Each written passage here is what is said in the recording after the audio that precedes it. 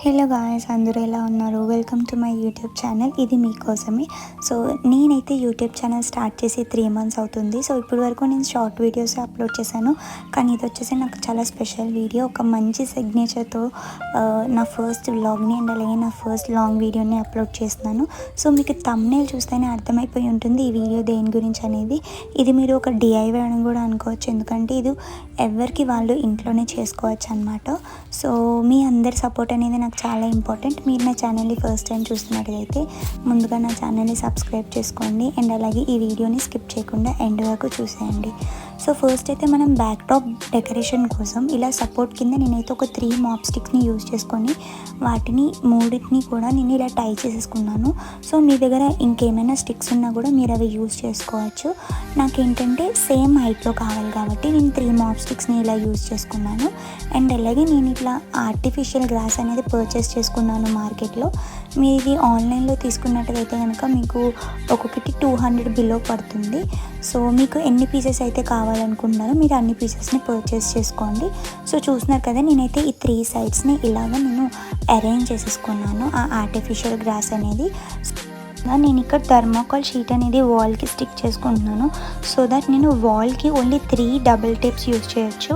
And అలాగే ఈ thermocol sheet మీద నేనైతే కొన్ని రోజ్ ఫ్లవర్స్ని స్టిక్ చేద్దాం అనుకున్నాను. సో ఇవే నేను వాల్ మీద కూడా స్టిక్ చేయొచ్చు, బట్ ఏంటంటే మనం పీల్ ఆఫ్ చేసేటప్పుడు వాల్ నుంచి ఆ పెచ్చులు అనేవి వచ్చేస్తాయి. సో అలా జరగకుండా ఉండాలని నేను థర్మాకోల్ షీట్స్ని యూజ్ చేశాను. అండ్ అలాగే కిందని నేను విఘ్నేశ్వరుని కూర్చోబెట్టడం కోసం అనేసి ఒక చిన్న స్టూల్ని అరేంజ్ చేసుకున్నాను. సో మీరు కూడా కావాలంటే ఇలా అరేంజ్ చేసుకోవచ్చు, లేదంటే మీరు డైరెక్ట్గా కింద పెట్టేసుకోవచ్చు.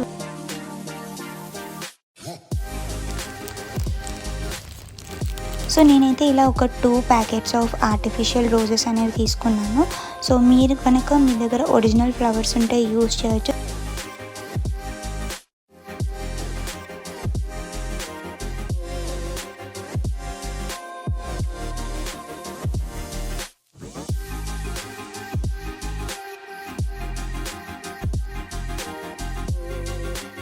మీకు మీ అవైలబిలిటీ బట్టి మీరు అవి యూజ్ చేసుకోవచ్చు.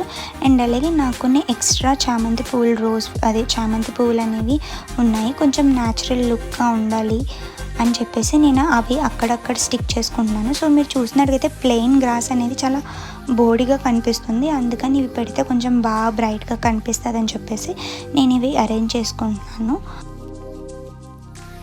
సో నేను ఈ డెకరేషన్ మొత్తం కంప్లీట్ అయిపోయిన తర్వాత ఒక ఫోకస్ లైట్ అండ్ అలాగే ఒక సీరియల్ లైట్ కూడా సెట్ చేసుకుంటాను. సో దట్ మనకి ఇంకా బాగా ఎలగెంట్గా కనిపిస్తుంది అండ్ అలాగే ఇంకా బ్రైట్గా కనిపిస్తుంది మనం చేసిన డెకరేషన్. తర్వాత మనం రెగ్యులర్గా పూజ ఎలా వినాయకుడిని కూర్చోపెడతామో అలా పెట్టేసుకున్నాను నేనైతే.